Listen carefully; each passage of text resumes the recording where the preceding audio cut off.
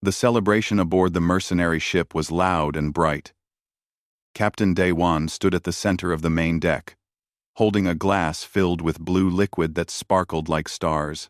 Around him, his crew laughed and talked about their latest victory. They had just finished a job on a distant world covered in methane clouds, and the payment was enough to make them all rich for years. Hyun-woo slapped the table and grinned. He was a large man, with scars across his arms and a mechanical eye that glowed red in the dim light. "That was almost too easy," he said. "Those rebels didn't know what hit them." Ji-won, the pilot, sat nearby, with her feet up on a chair. She was small and quick, with short black hair and reflexes that seemed almost magical. "Easy for you, maybe," she said. "I had to dodge their defense systems for 3 hours while you were having fun on the ground." Taemin laughed from across the room. He was the team's expert with explosives, always smiling even when things got dangerous. "Next time I'll make bigger explosions so you can see them from space," he joked. Yuna, the medical officer, shook her head but smiled. She was calm and serious most of the time, always thinking about how to keep everyone alive. "Let's try to have fewer injuries next time," she said. "I'm tired of putting you all back together." Sang-woo sat at his station near the communications console. He was the quietest member of the team, always listening and gathering information. While the others celebrated, he watched the screens in front of him, monitoring messages from across the galaxy. Their company was called Ironclad Void, and they were famous everywhere. For 15 years, they had never failed a mission and never turned down a contract. They had fought in wars between different alien species, destroyed pirate fleets, and protected colonies from invasions. Their success rate was higher than any other mercenary group in known space. Captain Day-One was the reason for their success. He had implants in his brain that helped him think faster and see patterns others missed. He could plan a battle in minutes and adapt to any situation. His crew trusted him completely because he had never led them into a fight they couldn't win. The ship they lived on was called the Iron Herald. It was big and heavily armed, with enough firepower to take on military cruisers. The walls were covered with marks and dents from past battles, each one a story of survival and victory. As the party continued, Sang-woo suddenly sat up straight. His screen flashed with a priority message, the kind that only came from the most important clients. "Captain," he called out. "We have an incoming transmission. Highest level encryption." The room went quiet. Everyone turned to look at Sang-woo's station. Day-One set down his glass and walked over, his expression becoming serious. "Who is it from?" he asked. Sang-woo typed rapidly on his console. "The Thros Hegemony," he said. The name made everyone pay attention. The Thros were one of the most powerful empires in the galaxy, controlling hundreds of worlds. They were reptilian creatures, cold and efficient, with massive military forces. "Put it through," Day-One ordered. The main screen lit up with the image of a Thros commander. His scales were dark green, and his eyes were yellow and cold. "Captain Day-One," the Thros said in a hissing voice, "your reputation precedes you. We have a contract that requires your unique skills." "Note." Day-One crossed his arms. "We're listening."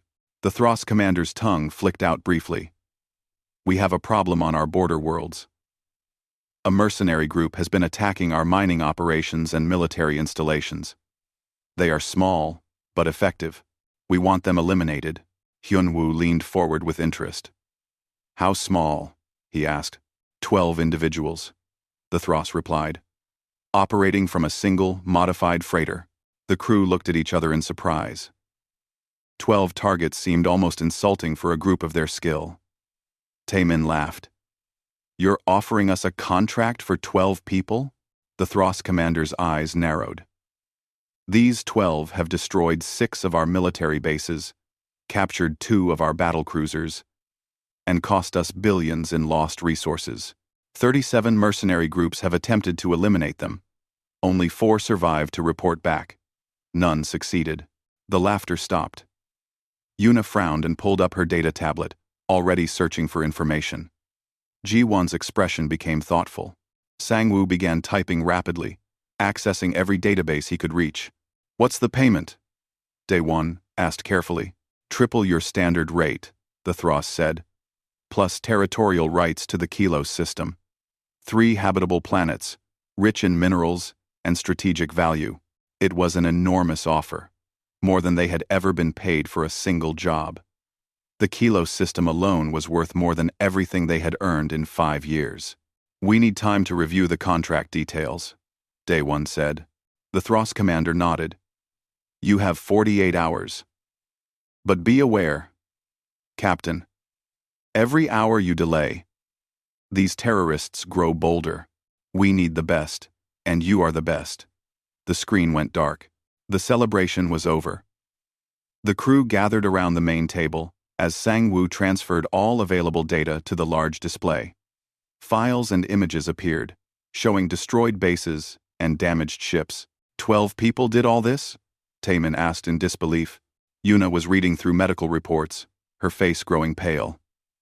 "Captain," she said quietly, "you need to see this. These aren't just any mercenaries." Dae-won looked at her. "What are they?" She took a breath before answering. "They're human." The word hung in the air like a threat. Human. Most of the crew had heard of humans before, but they were rare in this part of the galaxy. They came from somewhere far away, from a planet called Earth that nobody visited. Dae-won pulled up a chair and sat down. "Show me everything," he said to Sang-woo. The screens filled with information. Sang-woo had found reports from the Thros military, damage assessments, and testimonies from survivors. The human mercenary group called themselves the Frontier 12. They operated from an old cargo ship that they had modified with weapons and shields. Their leader was someone named Hayes, but there were few other details. Hyunwoo studied the images of destroyed bases. "How did 12 people do this?" he asked. These bases had hundreds of soldiers.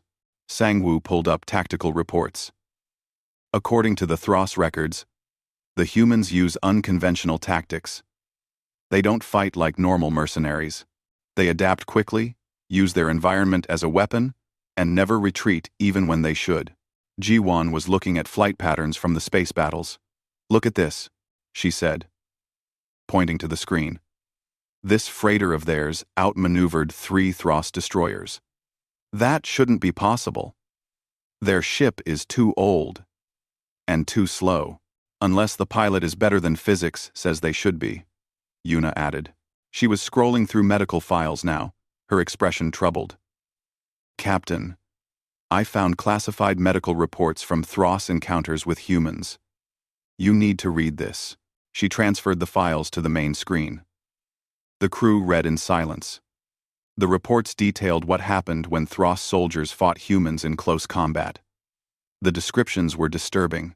One report described a human soldier who continued fighting for several minutes after receiving wounds that should have killed him instantly.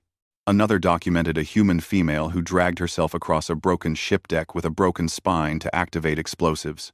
A third report mentioned a human who killed 8 Thros warriors while exposed to a nerve toxin that paralyzed most species in seconds. "This can't be accurate," Taemin said. "No living thing can do this." Yuna shook her head. "The reports are verified by multiple sources. I also found something else." She pulled up a new file. "Humans come from what the Galactic Council classifies as a Class 12 death world." "What does that mean?" Hyunwoo asked. Yuna explained slowly. "Most intelligent species in the galaxy evolved on garden worlds. Planets with calm weather, abundant food, and few natural predators. Earth is different. It has extreme weather, dangerous animals, and harsh conditions. The classification system goes from Class 1, which is paradise worlds, to Class 12, which are planets where almost nothing survives." She brought up images of Earth.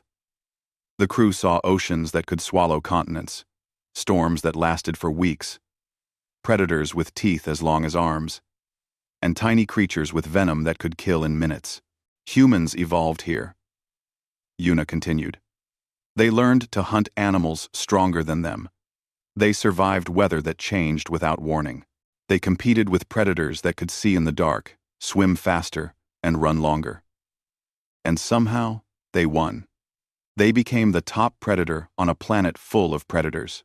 Sang-woo added more information. I found survival statistics.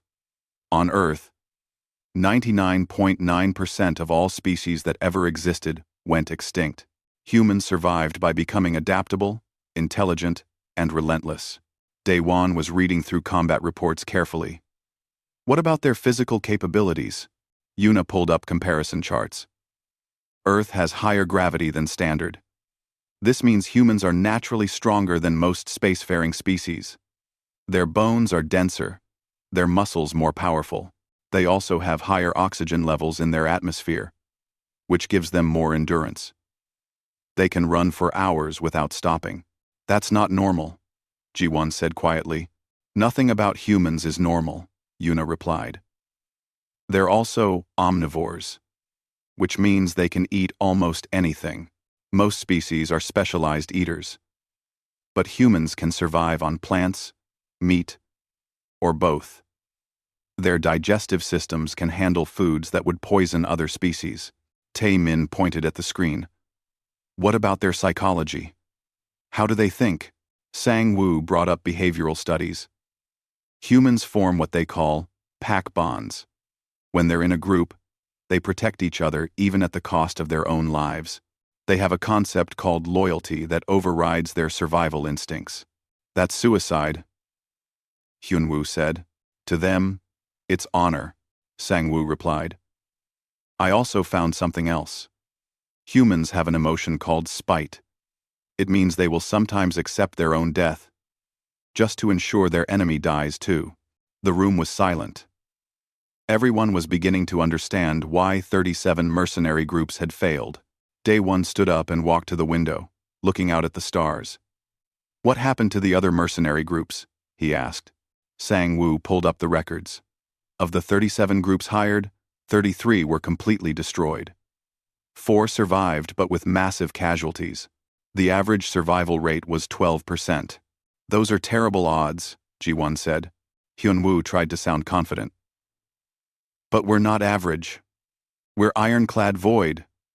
We've never lost. Daewon turned around. We've never fought Deathworlders before, he said quietly. Sang-woo, I want you to find survivors from those 4 groups. I want to talk to them before we make any decisions. Yes, Captain, Sang-woo said. Yuna was still reading medical reports. Captain, there's one more thing. Humans have an adrenal response system. When they're threatened or stressed, their bodies release chemicals that make them faster, stronger, and less sensitive to pain. Some reports call it berserker mode. Taemin laughed nervously. So, when you hurt them, they get more dangerous? Exactly, Yuna confirmed. Daewon looked at his crew. They were the best mercenaries in the galaxy. But for the first time in 15 years, he saw uncertainty in their eyes. The Thros were offering them a fortune to fight 12 humans. But those 12 humans had already destroyed 33 groups of professional killers. We investigate first, Daewon said firmly. Then we decide. The Iron Herald arrived at Helios Station 3 days later. The station was huge, floating in neutral space where mercenaries, traders, and information brokers met to do business. It was one of the few places in the galaxy where different species could gather without war breaking out. Daewon led his crew through the crowded corridors. Aliens of every type walked past them. Some had fur, others had scales, and some were just clouds of gas inside environmental suits. The air smelled like a mix of different atmospheres and cooking foods from 100 worlds. Sang-woo had arranged a meeting with Commander Vex, the leader of one of the 4 mercenary groups that survived an encounter with humans. They found him in a dark bar on the lower levels of the station. Vex was an insectoid creature with 4 arms and compound eyes that reflected light like mirrors. He sat alone at a table, drinking something that steamed and bubbled. Commander Vex? Daewon asked as they approached. Vex looked up slowly. His mandibles clicked nervously. "You're from Ironclad Void," he said. It wasn't a question. "You're here about the humans." "We are," Day One confirmed. "May we sit?" Vex gestured with one arm. His movements were shaky, and the crew noticed scars across his exoskeleton. They sat down carefully. Up close, they could see that Vex was constantly trembling, like he was cold or frightened. "The Thros offered you the contract," Vex said. "Same one they offered me 2 years ago. You accepted," Day One said. Vex made a sound like broken glass scraping together. It might have been a laugh. "I had 40 soldiers, the best equipment, ships with advanced weapons. We tracked the humans to an asteroid field near the border. 12 of them, against 40 of us. We should have won in 10 minutes. Hyunwoo leaned forward. "What happened?" Vex took a long drink before answering. "The battle lasted 6 hours. 6 hours. The humans used the asteroids like weapons. They calculated trajectories in their heads while flying and fighting. They pushed asteroids into our ships, used them for cover, even hid inside them." G1 frowned. "That's advanced piloting." "That was just the beginning," Vex continued. His voice was quiet and hollow. "When we finally cornered them, they boarded our ships. We thought we had the advantage then. Close combat, narrow corridors, our territory. But you didn't," Yuna said softly. Vex shook his head. "Humans don't fight like anything else in the galaxy. They're fast and strong, but that's not the worst part. The worst part is, they don't stop. We wounded them, poisoned them, broke their bones. They kept coming." He held up one of his arms, showing where it had been cut and poorly healed. "One human did this. A female. She had already been shot 3 times. One of my soldiers hit her with a plasma burst that should have melted her armor. She just screamed and charged. She killed 5 of my people before we finally brought her down." The table was silent. Vex continued, his voice shaking. "Another human lost his arm in an explosion.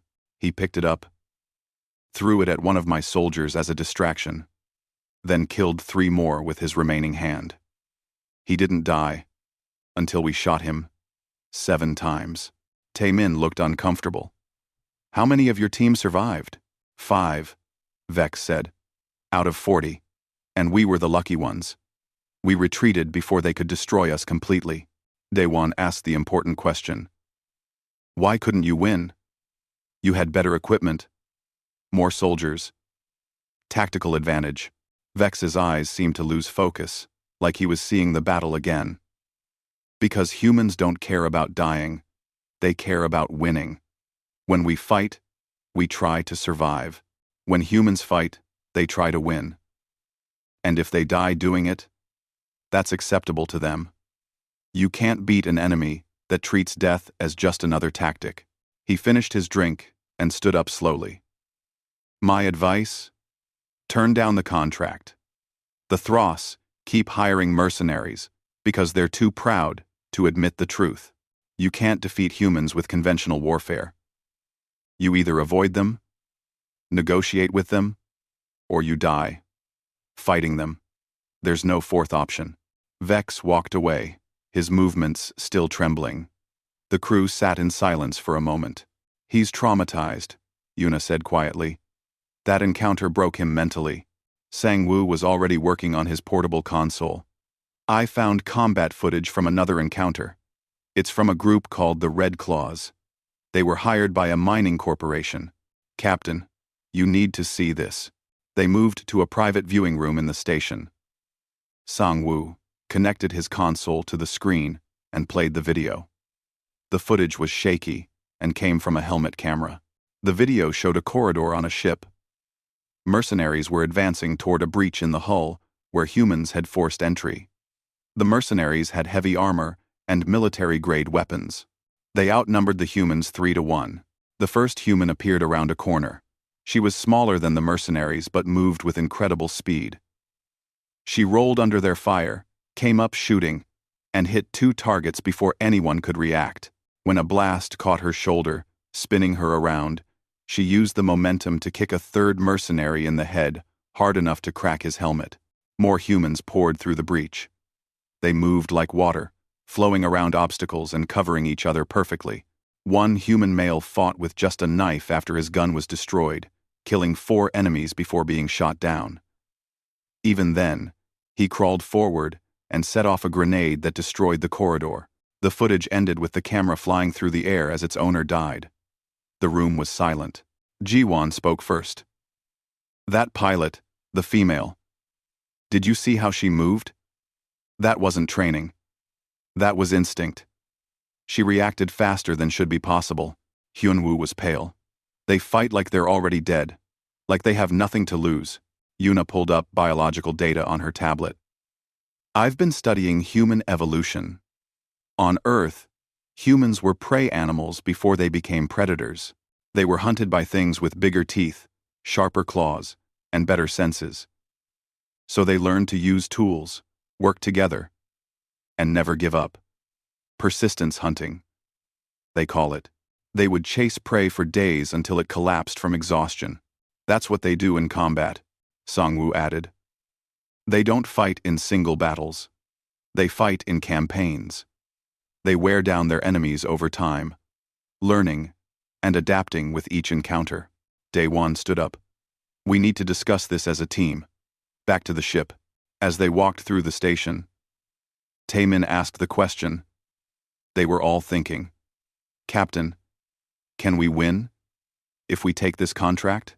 Daewon didn't answer immediately. He was thinking about everything they had learned. Humans were stronger, faster, and more durable than most species. They had better endurance and pain tolerance. They formed unbreakable bonds with their teammates. They adapted quickly and fought with a ferocity that defied logic. "Maybe," he finally said. "But the real question is, should we try?" The conference room aboard the Iron Herald felt smaller than usual. The crew sat around the main table, and for the first time in years, nobody seemed eager to speak. On the center screen, data about humans scrolled past slowly. Combat footage, medical reports, survival statistics, and tactical analyses filled the displays. Daewon looked at each member of his crew. These were people he had fought beside for over a decade. He trusted them with his life, and they trusted him. But now he could see doubt in their eyes. "We need to decide," he said simply. "The Thros want an answer in 6 hours." Hyunwoo spoke first. He always preferred action to thinking. "We can win this. We just need the right strategy. We don't fight them close up. We use orbital strikes, long-range weapons, and superior numbers. We never give them a fair fight." Taemin nodded slowly. "I could plant charges around their ship before they know we're there. Blow them up from a distance. They're good fighters, but they can't fight an explosion they don't see coming." "That might work once," Jiwon said. "But humans adapt. Look at the records. Every group that fought them used a different strategy. The humans survived all of them and learned from each one. By now, they've seen every trick in the book." Sangwoo pulled up his calculations on a side screen. "I've run 18,000 combat scenarios using all available data. In 89% of them, either the humans win or they force a draw that costs us too much. The remaining 11% require perfect execution, with no mistakes and no bad luck. Perfect plans never survive contact with the enemy," Daewon said quietly. It was an old military saying, and everyone knew it was true. Yuna had been quiet, but now she spoke. "I've been studying human biology more. There's something else we haven't discussed. Humans have a healing factor that most species lack. They can recover from injuries that would permanently disable others. Broken bones heal stronger. Damaged tissue regenerates. Their immune systems can adapt to new diseases in weeks. So even if we hurt them, they come back stronger?" Hyunwoo asked. "Exactly," Yuna confirmed. "And there's more. I found research about human psychology. They have a trait called spite. It means they'll sometimes choose to hurt their enemy, even if it guarantees their own death. They value revenge and justice over survival. G1 set down her tablet. I've been thinking about what Commander Vex said. About how humans treat death as just another tactic. We fight to survive and win. They fight to win, and survival is optional. That's a fundamental difference. The room fell silent again. Everyone was thinking about what that meant. In their careers, Ironclad Void had always operated by a simple principle. Take contracts they could win, with acceptable risk. They had turned down jobs before when the odds were bad or the employer was dishonest. But they had never turned down a job because the enemy was too dangerous. Day One stood and walked to the window. Outside, stars stretched into infinity. Let me ask a different question, he said. What do we gain if we win? Versus, what do we lose if we fail? Sang-woo did the calculations quickly. If we win, we get paid triple rate plus the Kalos system. Total value is approximately 800 billion credits, enough to retire comfortably or expand our operation significantly. And if we fail? Daewon asked. The answer came slowly. If we fail, we lose our reputation. Word would spread that Ironclad Void couldn't defeat 12 humans. Every potential client would question our abilities. Future contracts would dry up. We might never work again. Taemin leaned back in his chair. So we're risking 15 years of reputation for one big payday? It's worse than that, Ji-won added. If we barely win, if it costs us too much or takes too long, the damage to our reputation might be almost as bad. People would say the galaxy's best mercenaries struggled against 12 individuals. Hyun-woo hit the table with his fist. So we're afraid? That's not like us. It's not fear, Daewon said calmly. It's wisdom.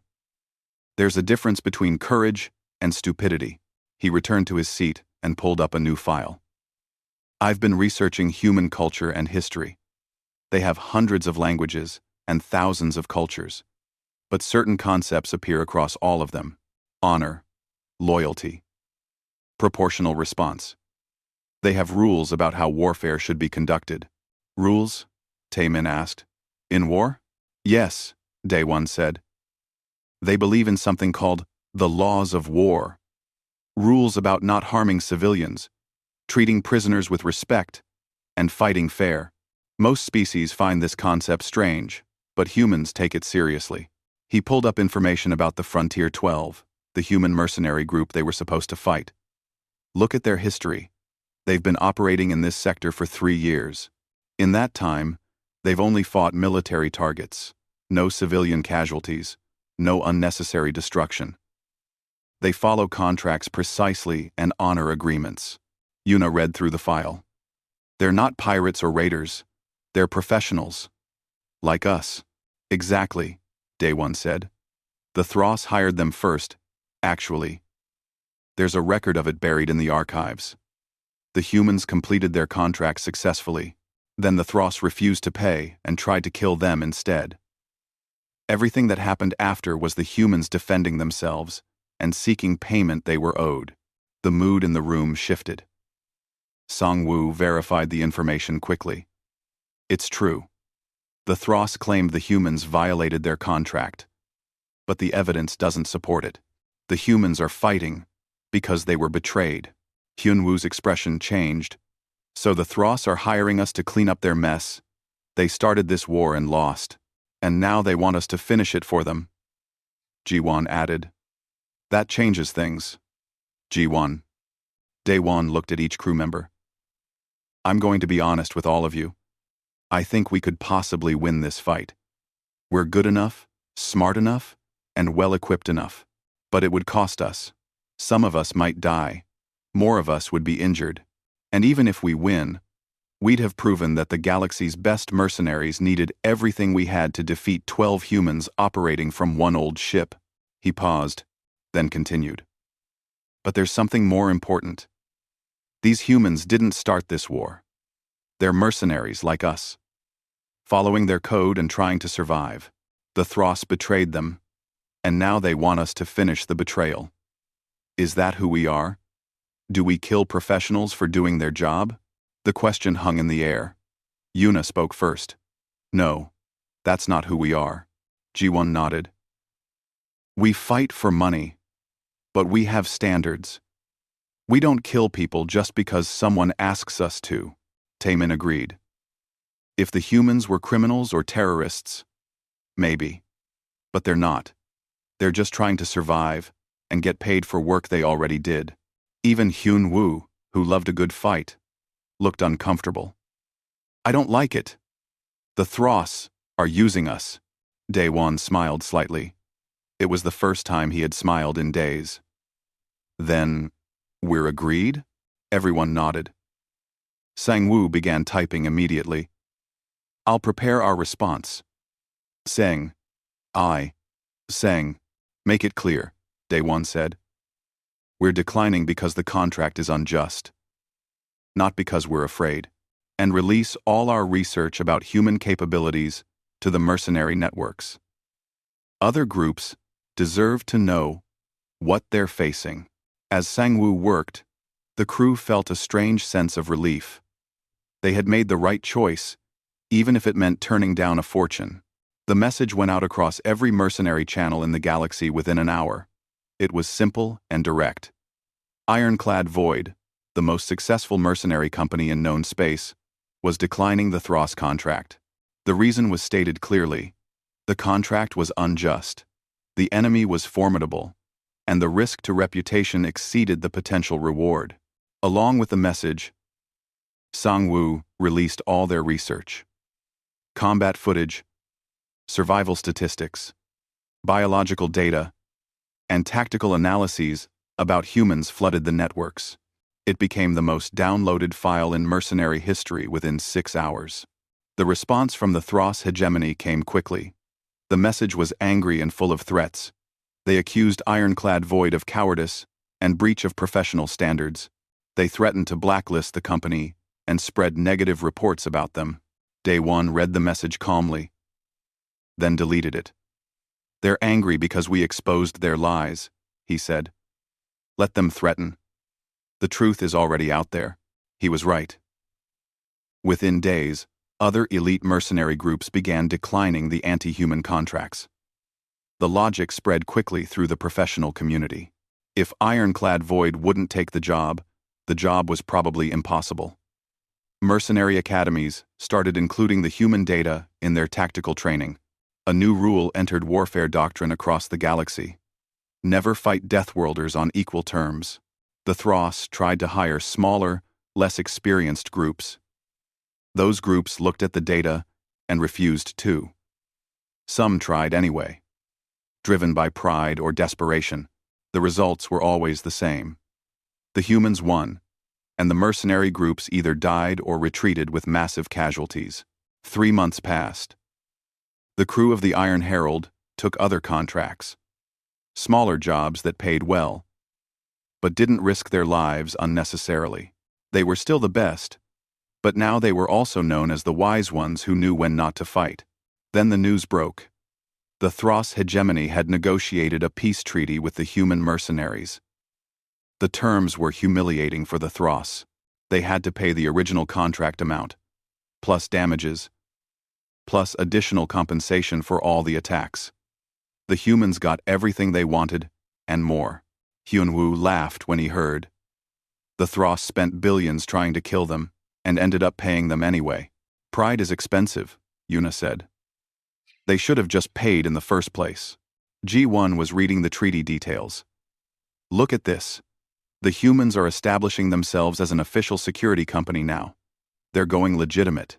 Smart, Taemin said. They won the war and got business opportunities out of it. Then something unexpected happened. Sang-woo received a direct transmission.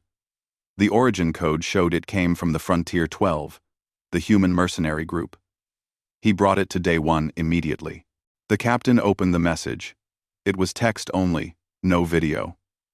The words were simple and direct. Captain Daewon and crew of Ironclad Void. Heard you turned down the contract. Smart move. We were actually hoping someone smart would look at the situation. We're professionals. not monsters. But we had to become monsters to survive out here. Thanks for seeing the difference. You also probably saved some lives by releasing that data. Other mercenary groups know what they're getting into now. We respect that. If you ever need backup against someone who actually deserves it, we owe you one. Stay safe out there. Captain Hayes. Frontier 12. The crew gathered around to read it. Hyunwoo was the first to speak. They're thanking us for not trying to kill them. And offering to help us, Ji-won added. That's unexpected. Yuna smiled. It's very human, actually. I've been reading about their cultures. They value respect and fair treatment highly.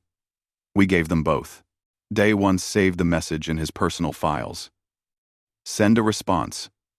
Tell them we appreciate the offer, and we'll remember it. Sang-woo typed quickly.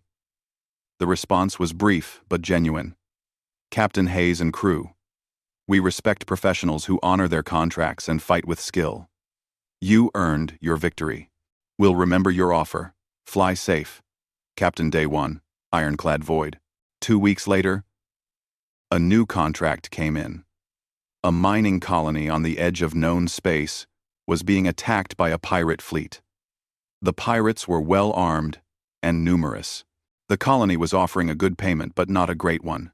It was the kind of job that required skill and courage but offered only modest rewards. Ironclad Void accepted. When they arrived at the colony, they found another ship already in orbit. It was an old cargo freighter, modified with weapons and armor. The identification code read, Frontier 12. Daewon opened a communication channel. Captain Hayes, this is Captain Daewon. We accepted this contract yesterday. We weren't expecting company. Ath. The response came in a voice that was calm and friendly. Captain Daewon, good to meet you officially. We accepted this contract 2 days ago. But it looks like the job is bigger than we thought. Colony administrator suggested they might need more help. You? Interested? In splitting the contract? It was a reasonable offer. The pirate fleet was large enough that 2 groups would be more effective than one. Daewon looked at his crew. Agreed, Daewon said. How do you want to coordinate? We'll take point on the initial engagement, Hayes replied. Draw them out and scatter their formation. You come in from the side and split their fleet. Then we clean up together. Standard pincer movement. It was a solid plan. Simple, effective, and it played to both groups' strengths. Over the next hour, the 2 crews coordinated their approach. The humans were professional and efficient. They shared tactical data freely and suggested modifications that improved the plan. When the pirates arrived, the battle went exactly as planned. The Frontier 12's ship dove into the pirate formation like a blade, scattering them with precise fire. The Iron Herald came from the flank, cutting the fleet in half. Together, they destroyed or captured every pirate ship in under 2 hours. After the battle, both crews met on the colony to collect payment and handle the aftermath. Day 1 finally met Captain Hayes in person. Hayes was a tall human with gray hair and scars across his face. He moved with the controlled grace of someone who had been fighting for decades. Good work out there, Hayes said, shaking Daewon's hand.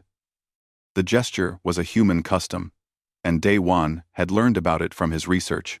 You too, Daewon replied. Your piloting was impressive. Ji-won here says she's never seen better. Ji-won nodded.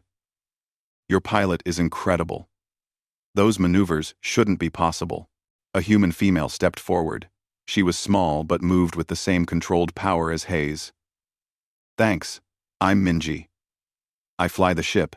As the 2 crews talked, a sense of mutual respect grew. They were both professionals who understood the risks and rewards of their work. They had both made choices based on honor and practical wisdom. Before leaving, Hayes pulled Daewon aside. We helped other mercenaries make informed decisions, Daewon said. Hayes nodded. You also probably prevented a lot of pointless death.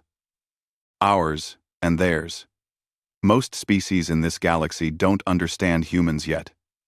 We're new here, and we're different. But we're not enemies. We're just trying to make our way like everyone else. I understand, Day One said. For what it's worth, I'm glad you're out here. Hayes smiled. Why's that? Because the galaxy needs people who fight for the right reasons, Day One replied. Not just for money, but for honor and justice. You could have become pirates or raiders after the Thros betrayed you. But you stayed professional. That means something. As the two ships departed, flying in different directions, Day One made an entry in his personal log. He wrote about the decision to decline the contract, about meeting the humans, and about what it meant to be truly professional in a dangerous galaxy. His final entry read, "Today we fought alongside Deathworlders. They're everything the reports said.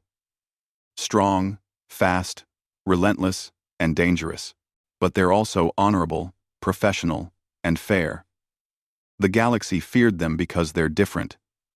We respect them because they're like us. They fight for pay, but they live by a code. In the end, that's what matters. Not how dangerous you are, but why you fight and how you treat others. I'm glad the humans are on our side. The galaxy is better for it." G1 came to the bridge and looked at the stars ahead. "Captain, do you think we'll work with them again?" Day One smiled. "I hope so.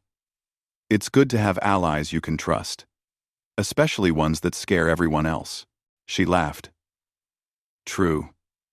At least we learned something important." "What's that?" "That being the best means knowing when not to fight," G1 said. "And knowing who to fight beside." "New fight," Day One nodded. It was a good lesson, and one that would serve them well in the years to come. The galaxy was dangerous and full of conflicts. But now, they had allies who understood what it meant to be a true professional.